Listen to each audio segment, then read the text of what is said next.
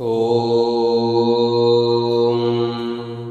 अथ श्रीकुञ्जिकास्तोत्रम्। शिव उवाच शृणु देवी प्रवक्ष्यामि कुञ्जिकास्तोत्रमुत्तमम्।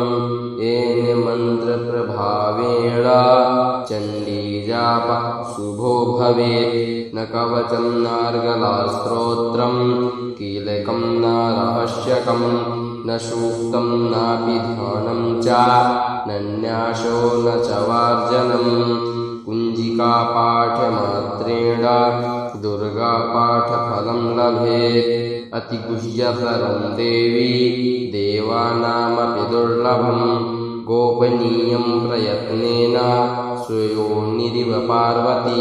मारणं मोहनं वैश्यं स्तम्भनोच्चाटनादिकम् पाठमात्रेण संसिद्धेत् कुञ्जिकास्तोत्रमुत्तमम्।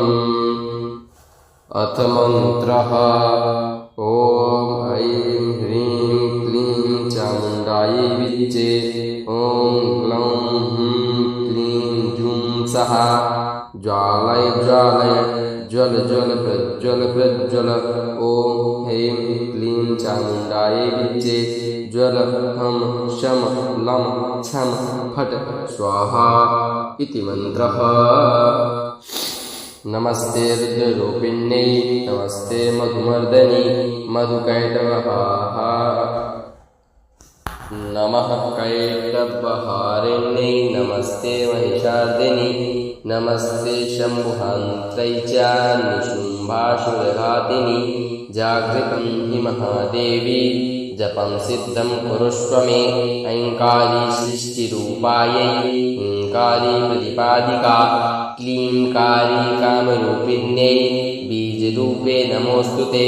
चामुण्डा षड्घाती च यैकारी वरदायिनी चे च भयदा नित्यम्। नमस्ते मन्त्ररूपिणी। धां धीं धूं दुर्जटे पत्नी। वां ह्रीं ॐ वागीश्वरी वागधीश्वरी। क्रां क्रीं क्रूं कालिका देवी। शां चीं शूं मे शुभं कुरु। हुं हुं हुंकाररूपिण्यै जं जं जं जं भ्रनादिनी। भ्रां ह्रीं भ्रूं भैरवी भद्रे भवान्यै ते नमो नमः। अं कं चं तं तं पं यं शं ह्रीं दूं ऐं ह्रीं हं छं। धीजाग्रं धीजाग्रं त्रोटय त्रोटय दीप्तं कुरु कुरु स्वाहा। पां पीं पूं पार्वती पूर्णा। कां क्लीं कूं खेचरी तथा। शां चीं शूं सप्तती देव्या मन्त्रसिद्धिं कुरुष्व मे। इदं तु कुञ्जिकास्तोत्रं मन्त्रजागृतिहेतवे। अभक्तेनैव दातव्यं गोपितं रक्ष पार्वती। यस्तु कुञ्जिकया देवी हीनां सप्तशतीं पठेत् न तस्य जायते सिद्धिरन्यरोदनं यथा।